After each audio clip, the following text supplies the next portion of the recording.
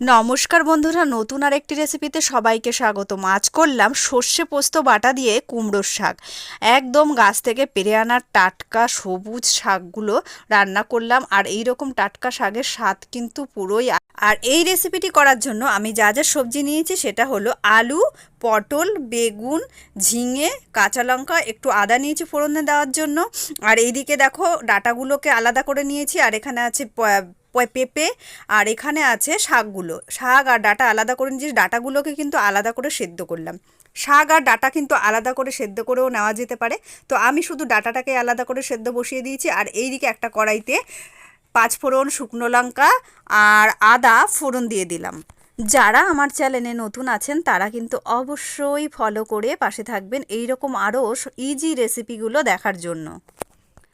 আদাটা খুব ভালোভাবে ভাজা হয়ে যাওয়ার পর তার মধ্যে আমি প্রথমে দিয়ে দিলাম আলুর সঙ্গে আমি আবার পেঁপেটাকেও দিয়ে দিলাম, কারণ পেঁপে আর আলু সেদ্ধ হতে কিন্তু একটু বেশি সময় লাগে। তো 1 চামচ মতো এখানে লবণ অ্যাড করে দিলাম। তারপর এটাকে খুব ভালো মতো করে ভাজা হওয়ার জন্য একটু নেড়ে চেড়ে কিছুক্ষণের জন্য আবার ঢেকেও দিলাম। তো ঢাকনা তুলে দেখছি যে বেশ ভালোভাবেই কিন্তু আলু আর ইয়েটা বেশ একটু ভাজা ভাজা ভাব হয়ে এসছে। এখনও কিন্তু সেদ্ধ হয়নি, সেদ্ধ হতে সময় লাগবে।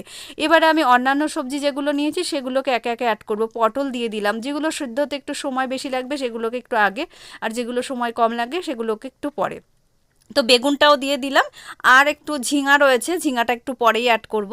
তো কাঁচা লঙ্কাটাও দিয়ে দিলাম। তো এইগুলো মোটামুটি দেখো একটু নরম নরম ভাব হয়ে এসছে।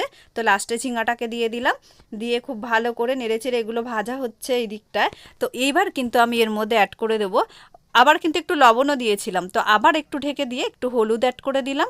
আর এবার সেই শাকের যে পাতাগুলোকে ওটাকেও অ্যাড করে দেবো। একটু ভেজে নিলে না এই শাকের পাতা একটু দেখবে ধার ধার ভাব থাকে, ওই হাল হাল ভাবটা একটু গরমে পড়লে কিন্তু ওটা কমে যায়। তো এইভাবেই আমি ভালোবাসি এটাকে খেতে। তো এটাকে দিয়ে বেশ কিছুক্ষণ কিন্তু এটাকেও সেদ্ধ হতে সময় লাগবে। এই পাতাগুলো ভালোভাবে সেদ্ধ না হলে কিন্তু একটা কেমনভাবে হয়ে থাকে, শাকগুলো বাজে লাগে খেতে। তো এই দেখো আমার ঢাকনাটা উল্টো টাইপের মানে ইয়ে টাইপের ঢাকনা হলে ভালো হতো, অন্য টাইপের এই ঢাকনা বলে এটা একটু অসুবিধা হচ্ছিল। তো শাকের ওপরও কিন্তু আমি লবণ অ্যাড করে দিয়েছিলাম। দেখো এইগুলো কিন্তু ভালোভাবে এখনও সেদ্ধ হয়নি, তো একটু নরম হয়ে আসলে জায়গাটা আরও বাড়বে, তখন পুরোপুরি ভালোভাবে ঢাকা যাবে। তো এইবার দেখছি মোটামুটি হয়ে এসছে। সেদ্ধ করা ডাঁটাগুলো কিন্তু একদম জল সমেত আমি এর মধ্যে দিয়ে দিলাম। আমি একটু শাকটা ঝোল ঝোল মানে লাস্টের দিকে ঝোলটা শুকিয়ে আসবে এরকমই একটু ভালোবাসি খেতে, ওই জন্য একটু কিন্তু ঝোল সমেতই ডাঁটাগুলোকে আমি দিয়ে দিলাম।